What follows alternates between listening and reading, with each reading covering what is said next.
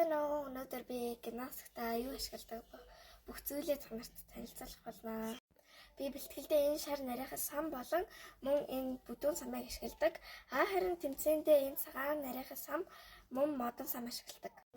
Би энэ ногоон спрейг тэмцээнд ашигладаг. Мөн энэ түрхдэг гелийг бас ашигладаг. Би тэмцээндээ энэ дөрвөн хар болтыг ашигладаг. Мөн энэ олон хавчааруудыг ашигладаг. Мөн энэ тарыг шинээр авсан. Бас энэ тор миний хуучин тор, бас нарийнхан тор ашигладаг. Би энэ торон дээр энэ тэтмийг зүүдэг. Энэ тэтмийг манай ээж маань намайг тэмцээндээ сайн оролцсон гэд бэлгэлжсэн.